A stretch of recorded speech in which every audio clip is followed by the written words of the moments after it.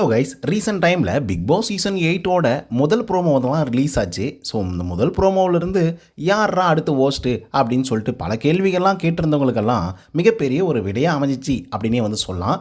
அதாவது நம்மளுடைய மக்கள் செல்வன் விஜய் சேதுபதி அவர்கள் தான் பிக் பாஸ் சீசன் 8 தொகுத்து வழங்க போகிறதாக முதல் ப்ரோமோ ரிலீஸ் பண்ணியிருந்தாங்க.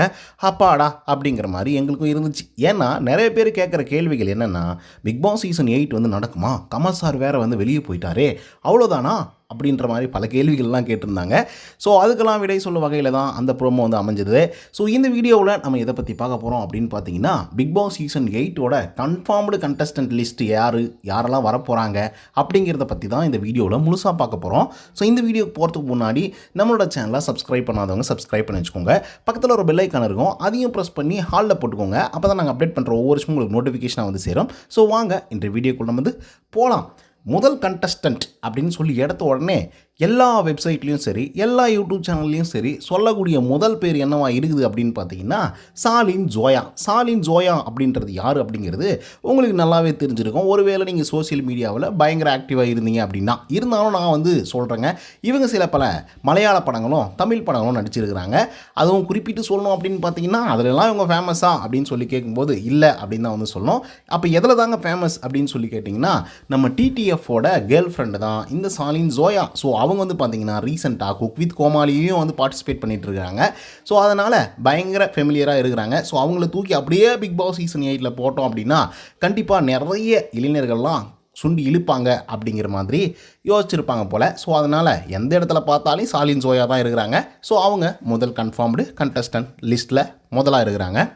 ரெண்டாவதாக யார் அப்படின்னு பார்த்தீங்கன்னா, ரஞ்சித் அவர்கள். ஸோ ரஞ்சித் அப்படின்னு சொல்லி இப்போ ரீசெண்ட் டைமில் ஏகப்பட்ட ரஞ்சித் கிளம்பிட்டு இருக்காங்க. ஒரு பக்கம் ரஞ்சித், இன்னொரு பக்கம் டைரக்டர் ரஞ்சித் அப்படிங்கிற மாதிரி. ஆனால் இந்த ரஞ்சித் யார் அப்படின்னு பார்த்தீங்கன்னா, ரொம்ப நாள் அதுவும் ரொம்ப சீசனாக நம்ம ஏங்கிட்டு இருந்த அந்த ரஞ்சித் தான் பார்த்தீங்க அப்படின்னா பிக் பாஸ் சீசன் 8 வராரு. அவர் யார் அப்படின்னு பார்த்தீங்கன்னா, இந்த பாலிமர் டிவியில் இவரை போல யாராவது பார்த்துருக்கிறீர்களா அப்படின்னு சொல்லிட்டு ஒரு வாய்ஸ் ஓவர்லாம் கொடுப்பாரு இல்லையா, அந்த ரஞ்சித் தான் வர போகிறாரு. ஸோ இவர் கன்ஃபார்ம்டாக வராரு அப்படிங்கிற மாதிரி தான் அஃபிஷியலான நியூஸஸ் எல்லாம் வந்துட்டுருக்கு. அதுக்கடுத்த மூணாவது கண்டஸ்டன்ட் யார் அப்படின்னு பார்த்தீங்கன்னா, விஜே பவித்ரா அவர்கள் வராங்க. ஸோ விஜே அப்படின்னு சொன்னாவே உங்களுக்கு நல்லா தெரியும், வீடியோ ஜாக்கி வேலை பண்ணிகிட்டு இருக்கிறாங்க. ஸோ இவங்க என்ன பண்ணுவாங்க அப்படிங்கிறத நம்ம பொறுத்திருந்து பார்ப்போம். ஏன்னா இவங்களை பற்றின அறிமுகம் எனக்கு பெருசாக இல்லை, அண்டு சோசியல் மீடியாவிலும் பெருசாக நான் இவங்களை பார்த்ததில்லை. ஸோ இவங்களோட பேர் பார்த்திங்க அப்படின்னா கன்ஃபார்ம்டு கண்டஸ்டன்ட் லிஸ்ட்டில் வந்துருக்குது. இவங்க பார்த்திங்கன்னா என்ன பண்ண போகிறாங்க அப்படிங்கிறத பொறுத்திருந்து பார்ப்போம். நாலாவது கண்டஸ்டன்ட் யார் அப்படின்னு பார்த்தீங்கன்னா, ஸ்ரீதேவி விஜயகுமார். இவங்களுக்கு பெரிய அறிமுகமெல்லாம் தேவையில்லை. ஏன்னா விஜயகுமார் சாரோட பொண்ணு தான் பார்த்தீங்கன்னா ஸ்ரீதேவி. ஆல்ரெடி வனிதாக்கா அப்படின்னு சொல்லிட்டு பிக் பாஸ் சீசன் 3, 4லலாம் வந்தாங்கன்னு நினைக்கிறேன். ஸோ இவங்க பார்த்தீங்கன்னா பட்டையை கிளப்பிட்டு போயிட்டாங்க. இப்போ வரைக்குமே அவங்கள பார்த்தாக்கா ஒரு டெரர் பீஸ் மாதிரியே தெரியும். ஐயோ அவங்ககிட்டயா, ஐயோ அவங்ககிட்டலாம் வச்சுக்காதீங்க அப்படிங்கிற மாதிரி லெவலுக்கு பார்த்தீங்கன்னா நம்ம வனிதாக்கா செஞ்சு விட்டு போனாங்க. ஸோ அவங்களோட தங்கச்சி ஸ்ரீதேவி என்ன பண்ண போகிறாங்க அப்படிங்கிறத நம்ம பொறுத்திருந்து பார்ப்போம். அதுக்கடுத்தான் ஆர்ஜே ஆனந்தி. ஸோ இவங்கள பார்த்தீங்க அப்படின்னாக்கா குறிப்பிட்ட சில யூடியூப் சேனல்கள்லாம் வச்சுக்கிட்டு சூப்பரான புக் ரிவ்யூஸ் எல்லாம் கொடுத்துட்டு இருக்காங்க. ஸோ இதெல்லாம் பார்க்கும்போது வேறு லெவலில் இருக்கும். பட் இருந்தாலும் கூட இவங்க பிக் பாஸ் சீசன் 8 செட் ஆகுவாங்களா அப்படிங்கிறத நம்ம பொறுத்திருந்து பார்ப்போம். ஆனால் இவங்களை பொறுத்தவரையிலும் இந்த தாட் சொல்கிறது, சிந்தனையாளரா அப்படின்ற மாதிரிலாம் பல விஷயங்கள்லாம் இருக்குது இல்லையா. ஸோ சிந்தனையாளராக இவங்க மக்களை வென்றெடுக்கிறதுக்கான வாய்ப்புகள் இருக்குது அப்படிங்கிறதுல மாற்று கருத்து இல்லை. அதுக்கடுத்தா பப்ளு பிருத்திவிராஜ். ஸோ இவங்களை பற்றி நம்ம சொல்ல வேண்டிய அவசியமே இல்லை. லாஸ்ட்டு இயர்லாம் பார்த்தீங்கன்னா பயங்கர மஜாவாக இருந்தார் நம்ம ஆளே. 23 வயசு பொண்ணை கல்யாணம் பண்ணல, லிவிங் டுகெதரில் இருந்துட்டு இருந்தாங்க. என்னடா இந்த மனுஷன் 50 வயசுக்கு மேலே ஆயிடுச்சு, இப்போ கல்யாணம் பண்ணி ஜாலியாக என்ஜாய் பண்ணிட்டு இருக்காரு, 90s கிட்ஸ் ஆகிய நமக்கு ஒன்றும் கல்யாணம் ஆகலே அப்படின்னு சொல்லிட்டு பல பேர் இவரை பார்த்து வருத்தப்பட்டவங்க உண்டு. அவங்களுடைய கண் சாபமாக என்னமோ தெரியல, அவங்க 2 பேரும் பிரிஞ்சுட்டாங்க. ஸோ அந்த வருத்தத்திலே பார்த்தீங்க அப்படின்னாக்கா பிக் பாஸ் சீசன் 8 பார்த்தீங்கன்னா பப்ளு பிருத்திவிராஜ் வர போகிறாராம்.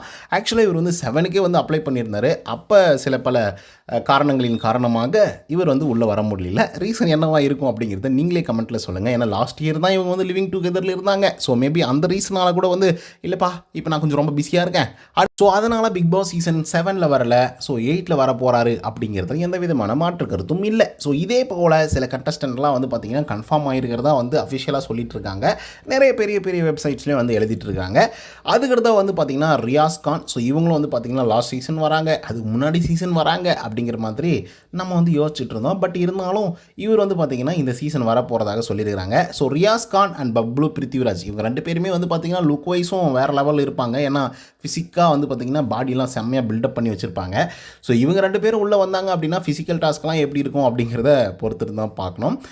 அதுக்கு அடுத்த கண்டஸ்டன்ட் யார் அப்படின்னு பார்த்தீங்கன்னா பூனம் பஜ்வா. ஸோ இவங்க வந்து பார்த்தீங்க அப்படின்னா ஒரு அன்லக்கியஸ்ட் ஆக்ட்ரஸ் அப்படின்னே வந்து சொல்லலாம். என்ன தான் இவங்க வந்து கிளாமரஸ்லாம் வந்து பார்த்திங்கன்னா தேடி பிடிச்சி நான் இப்படி தான்ப்பா அப்படின்னு சொல்லிட்டு ஒவ்வொரு படத்துக்கும் வந்து நிறைய விஷயங்களை வந்து காமிச்சிருந்தாலும் கூட இட்ஸ் மீன்ஸ் திறமையாக சொன்னேன்.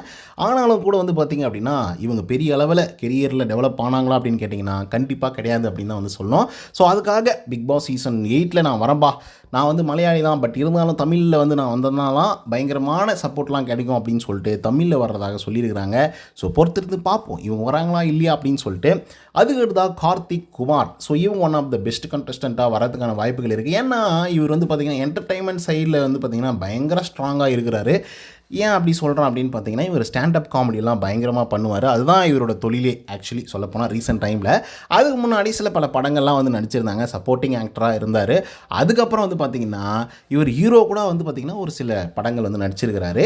அதை தாண்டி இவரால் வந்து சக்ஸஸ் ஆக முடியல. சுசீலிக்கெல்லாம் உங்களுக்கு ஞாபகம் இருக்கா? அவரோட ஹஸ்பண்ட் தான் வந்து பார்த்திங்கன்னா கார்த்திக் குமார். ஸோ அவங்க 2 பேருக்குள்ளேயும் நிறைய சர்ச்சைகள்லாம் வந்து போயிட்டு இருந்தது. ஸோ இந்த சர்ச்சைகளெல்லாம் அவிக்கணும் அப்படின்னு சொல்லிட்டு தான் பிக் பாஸ் 8 வந்து பார்த்திங்கன்னா முடிவு பண்ணியிருக்கு போல். ஸோ அதனால் அவருக்கு ஒரு சான்ஸை கொடுத்து வேறு லெவலில் கண்டென்ட்டை எடுக்கலாம் அப்படின்னு சொல்லி கொடுத்துருக்குறாங்க போல். ஸோ பொறுத்திருந்து பார்ப்போம் என்ன மாதிரி கண்டென்ட் கொடுக்குவார் நம்மளுடைய கார்த்திக் குமார் அப்படிங்கிறத. அதுக்கடுத்தா ஸ்வேதா மேனன். இவங்க வந்து பார்த்திங்கன்னா one of the singer. So உங்களுக்கு நல்லாவே தெரிஞ்சிருக்கிறோம். ஆனால் இவங்கெல்லாம் எதுக்குடா பிக் பாஸ்க்குள்ளே வராங்க அப்படிங்கிற மாதிரி நிறைய பேர் கேள்விகள் வந்து எழுப்பிட்டு இருக்காங்க. ஏன்னா இவங்க ஆல்ரெடி வந்து பார்த்திங்கன்னா ஒரு ப்ரீசியஸான ஒரு ஆள், அதாவது சொல்லப்போனால் கொஞ்சம் பெரிய ஆள் அப்படின்னு வச்சுக்கலாமே. ஸோ இவங்க வந்து பிக் பாஸ் வீட்டுக்குள்ளே வந்தாங்க அப்படின்னா அங்கே என்ன நடக்கும் அப்படிங்கிறதெல்லாம் உங்களுக்கு நல்லா தெரியும். கொலா சண்டை எல்லாம் நடக்கும். என்ன தான் நீங்கள் பெரிய ஆளாக இருந்தாலும் அப்படியெல்லாம் இல்லை, இப்படி தான் விளையாடணும், இப்படி தான் செய்யணும் அப்படின்னு சொல்லிட்டு தட்டி தூக்குறதுக்குன்னு சில ஆட்கள்லாம் இருப்பாங்க. அப்படி இருக்கக்கூடிய நேரத்தில் நம்ம ஸ்வேதா மேனன் எதுக்காக உள்ளே வராங்க அப்படிங்கிறது எனக்கு தெரியல. மேபி நிறைய பாடல்கள்லாம் பாடி மக்களுடைய மனசில் வந்து இடம் பிடிப்பாங்க அப்படிங்கிறதுல எந்த விதமான மாற்று கருத்துமே இல்லை. பட் பொறுத்திருந்து பார்ப்போம் உள்ளே வராங்களா இல்லையா அப்படின்னு சொல்லிட்டு.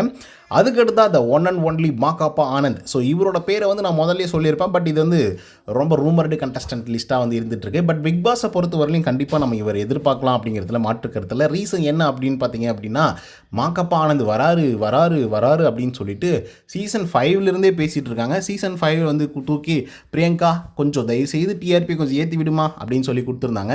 பிரியங்காவுக்கு ஏகப்பட்ட ஃபேன்ஸ் எல்லாமே இருந்திருந்தாலும் கூட நம்ம ராஜுபாய் தான் வந்து வெற்றி பெற்றார்.